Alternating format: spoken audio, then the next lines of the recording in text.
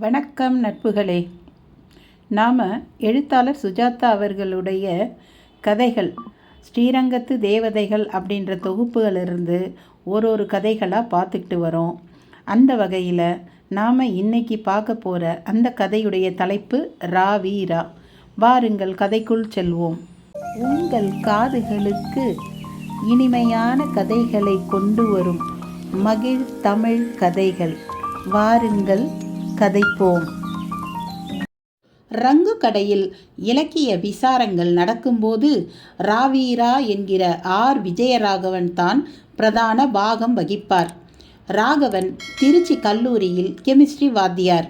அவர் மூலம் எனக்கு பூரம் என்பது மெர்க்குரி குளோரைடு என்பது தெரியும். ராகவன் தமிழும் படித்தவர். குறிப்பாக பிரபந்தத்தில் ஈடுபாடு கொண்டவர். புதுமை பித்தனை சந்தித்து பேசியிருப்பதாக சொல்லியிருக்கிறார். ஏதோ ஒரு பத்திரிகையில் சூடி கொடுத்த சுடற்கொடி, கைக்கிளை போன்ற வியாசங்கள் எழுதியிருக்கிறார். மில்டன், காளிதாசன் என்றெல்லாம் நிறையவே பேசுவார். ரங்குவும் டாக்டர் வீட்டு வைத்தியாவும் வரை உசுப்பிவிட்டு, தமிழ் இலக்கியத்தில் எங்கே எல்லாம் பெண்களை பற்றி வர்றதுன்னு கொஞ்சம் சொல்லுமே அண்ணா என்றால் உடனே உற்சாகமாகி சீவக சிந்தாமணி, கம்பராமாயணம் என்று விலாவரியாக கொட்டேஷன் கொடுத்து கொண்டே போவார். அவர்தான் எங்கள் உள்ளூர் இன்டலெக்சுவல். அங்கு கடைக்கு தினம் புகையிலை போட்டு கொள்ள வருவார். கதர் ஜிப்பா போட்டுக்கொண்டு ஒல்லியாக இருப்பார். கிள்ளி எடுக்க சதை கிடையாது. பேசும்போது தொண்டை குண்டு நடமாடும். கையெல்லாம் பச்சை நரம்பு தெரியும். தொட்டு தொட்டு பேசுவார். சின்ன பையன்கள் என்றால் இஷ்டம். அவரை சுற்றிலும் எப்போதும் ஒரு கோஷ்டியே உலாவும். அவர்கள் எல்லாம் பேசி கொண்டிருக்கிற போது நான் ஒரு மூலையில் நின்று கொண்டிருப்பேன். அவ்வப்போது என்னை பார்த்து, ஆத்துக்கு போடா, இதெல்லாம் கேட்டால் கெட்டு போயிடுவ என்று அதட்டுவார். போக மாட்டேன். அவரிடம் எனக்கு ஒரு வசீகரம் இருந்தது. அதே சமயம் அவர் மேல் காரணம் இல்லாமல் ஒரு இரக்கமும் ஏற்பட்டது. ஏதோ ஒரு வகையில் கண்களிலோ அல்லது சற்றே உயர்ந்த தோற்றத்திலோ அவர் ஒரு வகைப்பட்ட மானிடனின் அத்தனை சோகங்களையும் தாங்கி கொண்டிருப்பவர் போல, ஏதோ ஒரு வைஷ்ணவ இயேசு கிறிஸ்து போல தோன்றினார். அவர் சுமந்த சிலுவை என்ன என்பது பல வருஷங்கள் கழித்து தான் புரிந்தது. பல அற்புதமான பாசுரங்களையெல்லாம் பாடி எங்களை கவர்ந்து இழுப்பார்.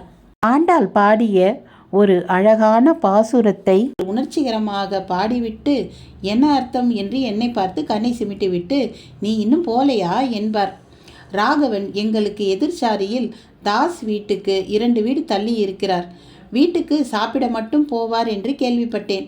மற்ற நேரங்களில் முனிசிபல் லைப்ரரியில் போய் உட்கார்ந்து கொள்வார். அந்த லைப்ரரி பஸ் ஸ்டாண்டு அருகில் கூர்ச்சையாக மேசை போட்டு சுதேசமித்திரனை கயிற்றில் கட்டி தொங்கவிட்டிருக்கும். பீரோவை திறந்தால் ஒரு மாதிரி புராதன வாசனை வரும். யாரோ ஒரு குப்புசாமி முதலியார் சாகுந்தருவாயில் கொடுத்து விட்டு போன பழுப்பு புத்தகங்கள் ஏராளம். பாதி இங்கிலீஷ், பாதி தமிழ்.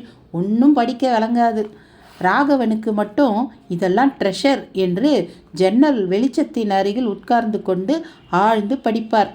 புத்தகத்தை எட்டி பார்த்தால் இவர் பதிற்றுப்பத்தின் கண் உள்ள 6ஆம் பத்தால் ஆடு கோட்பாடு சேரலாதனை புகழ்ந்து பாடி, அவனார் கலனிக என்று 9 துலாம் பொன்னும் 100,000 காணமும் அளிக்கப்பட்டு என்றெல்லாம் இருக்கும். லைப்ரரி முடிந்ததும் பக்கத்தில் டென்னிஸ் கிளப்பில் போய் முன்னரையில் ஆக்ஷன் பிரிட்ஜ் 501 என்று ஆடுவார்.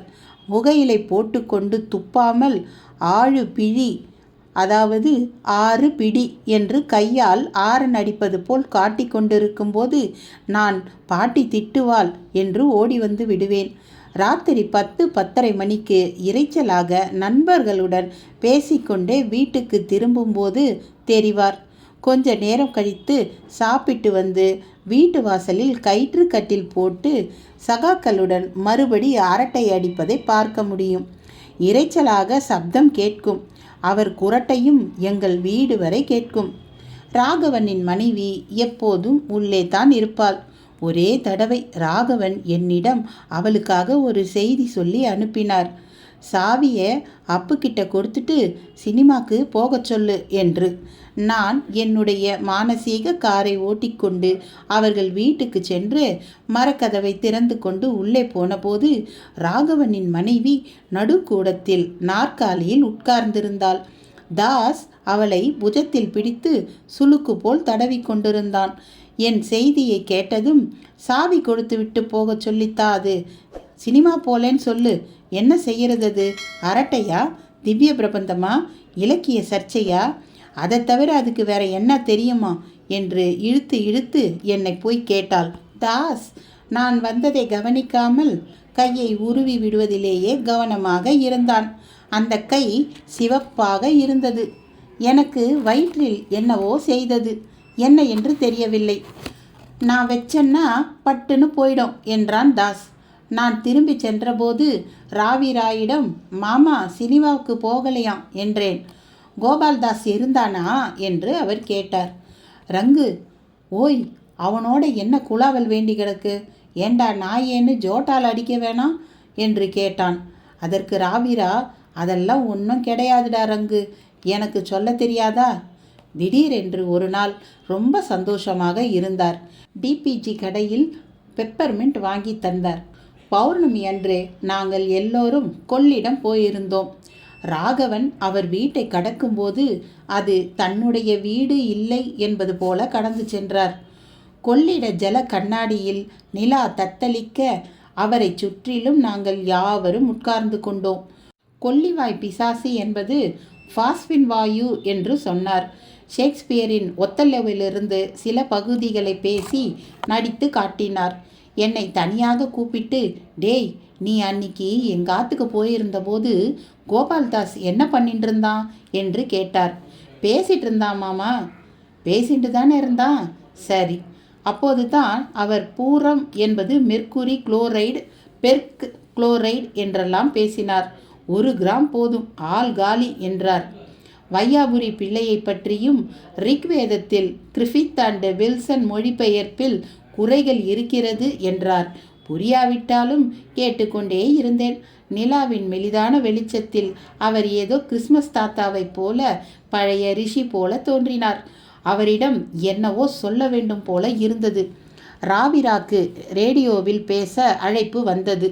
எங்களுக்கெல்லாம் சந்தோஷமாக இருந்தது. அவரும் உற்சாகமாகவே முள்ளு மூஞ்சியை சவரம் பண்ணி கொண்டு கொள்ளிடம் சலவை சாலையில் ஜிப்பாவை இஸ்திரி போட்டு நாச்சியார் திருமொழியில் இலக்கிய நயம் என்ற அவர் கட்டுரையை எங்களுக்கு 3 தடவை வாசித்து காட்டிவிட்டாலும் அவர் குரலை பெட்டி மூலம் காண்பதில் எங்களுக்கு எல்லோரும் ஆவலாகவே இருந்தது. கிருஷ்ணா கஃபேயில் ஏற்பாடு செய்து வைத்திருந்தோம். சாயங்காலமே அவருக்கு ரேடியோ நிலையத்திலிருந்து ப்ளஷர் கார் வந்தது. ஊரே அவர் காரில் ஏறி போவதை பார்த்து கொண்டிருக்கையில் அவர் மனைவி வாசலுக்கு வரவே இல்லை. திருச்சிராப்பள்ளியில் ரெக்கார்டிங்காக போனவர் 7:30க்கே வந்து விட்டார். 9:30க்குத்தான் பேச்சு ஒளிபரப்பு. அந்த நாட்களில் டேப் எல்லாம் கிடையாது. சீக்கிரம் வந்து விட்டாரே என்று நான் யோசித்து கொண்டிருக்கையில் ரங்கன் கடைப்பலகையை தட்டி உட்கார்ந்து கொண்டு, அவர் பேசல ரங்கு என்றார். ஏன்னா? இன்னைக்குன்னு பார்த்து நேரு பேசுகிறாராம். எல்லா ஸ்டேஷன்லேயும் ரிலே பண்ண சொல்லிட்டாங்களாம். அடுத்த மாதம் 14ஆம் தேதி வாங்கோன்னானா. நான் போக போகிறதில்ல. கொஞ்சம் சோர்வுடன் நேருவை கோபித்து கொண்டு வீட்டுக்கு போனார். 8:30 மணி. கடை மூடும் நேரத்துக்கு திரும்ப வந்தார். என்னன்னா, புகையில தீர்ந்து போச்சா? இல்லை ரங்கு, இன்னைக்கு ராத்திரி இங்கே வந்து படுத்துக்கலாமான்னு பார்க்குறேன். ஏன்னா, ஒரே கொசு இங்கே. எனக்கு ஆற்றுக்கு போக பிடிக்கல ரங்கு. பக்கத்தில் கோவிந்து வழக்கம் போல ஒரே திசையில் பார்த்து கொண்டு உட்கார்ந்திருந்தவனை நோக்கி, இவன் தாண்டா தேவலை, நம்மாழ்வார் மாதிரி ஒரு விதமான பிரச்சனையும் இல்லாமல் கவலையும் இல்லாமல். ரங்கு, கொஞ்சம் சல்பேட்டா அல்லது ஜிஞ்சர் வேண்டுமே, ஏற்பாடு பண்ணி தருவியா? அதுக்கு என்ன ஆச்சு சொல்லுங்கோ. நேராக ஆற்றுக்கு போனேன்னா, கதவை திறந்துண்டு உள்ளே போகிறேன்னா தாஸ் இருக்கான் பாரு. பேச்சை நிறுத்திவிட்டு என்னை பார்த்து, டேய் போடா ஆற்றுக்கு என்று விரட்டி விட்டார். நான் தயங்க, போடானா என்று கண்களை பெரிதாக விழித்து முதன்முறையாக என்னை அடித்தார். ராத்திரி கோட்டை பந்தலில் படுத்து கொண்டிருந்த போது எனக்கு தூக்கமே வரவில்லை. மெல்ல ரங்கு கடைப்பக்கம் போனேன். மூடின கடையின் நம்பர் பலகைக்கு அருகில் இருந்த குறுகலான பகுதியில் பொட்டலம் சோடா பாட்டில் சகிதமாக தலையில் துண்டு கட்டி கொண்டு தனியாக சாப்பிட்டு கொண்டிருந்தார். என்னை பார்த்தபோது சலனம் இல்லாமல் இருந்தார். மாமா, உடம்பு சரியில்லையோ? இல்லைம்மா. அமிர்தாஞ்சனம் ஏதாவது கொண்டு வரட்டுமா? அவர் என்னை தோளில் தொட்டு நேராக சற்றே கலங்கிய கண்களால் பார்த்து, சற்றே போதையில், கல்யாணம் பண்ணிக்காதேடா என்றார். தாஸ் எப்போதாவது தான் ரங்கு கடைக்கு வருவான். மறுநாள் அவன் வந்தபோது நாங்கள் எல்லோரும் மௌனமாகிவிட்டோம். அவனிடமிருந்து குல்கந்து வாசனை வீசியது. தபலா வித்வான் மாதிரி குறுக்க வாட்டாக மார்பில் திறந்து டபேட்டா சில்கில் சட்டை போட்டு இருந்தான். விஜி வந்தாரா இங்கே? இல்லையே தாசு. வியாபாரமெல்லாம் எப்படி இருக்கிறங்கு? எல்லாம் தாஸ் தயவு வேணும். தயவு தானே என்று தாஸ் ஒரு மாதிரி சப்தம் இல்லாமல் சிரித்து ரங்குவை பிடித்து அழுத்தினான். ரங்கு இம்சை தாங்காமல் அலற தாஸுக்கு அதுதான் ஆசியம் என்று தெரிந்தது. கண்ணில் நீர் வர வர சிரித்தான். தாஸ் பணக்காரன். சித்திரை வீதியிலேயே மிகப்பெரிய வீட்டுக்கு சொந்தக்காரன். ஜைன மதத்தைச் சேர்ந்தவனானாலும் பெருமாள் பங்குனி சித்திரை திருநாள்களில் வீதி வரும்போது தாஸ் வீட்டில் கண்டிப்பாக நிற்பான். சீமன் தாங்கிகள் சந்தன காப்பு கொடுக்க கண்ணில் ஒற்றிக்கொள்வான். சாமியார்களை வீட்டுக்கு அழைத்து வந்து பூஜையெல்லாம் பண்ணுவான். அந்த மாதிரி சாமியை தரிசிக்கத்தான் ஒரு முறை அவர்கள் வீட்டுக்கு வத்சலாவுடன் போய் எனக்கு ஒரு மாதிரி ஆகிவிட்டது.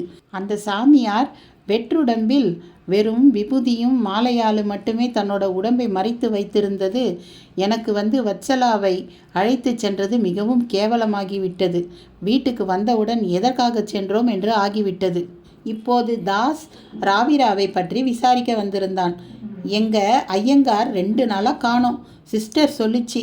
உனக்கு ஏதாவது தகவல் தெரியுமா ரங்கு? எனக்கு தெரியாது தாஸ்.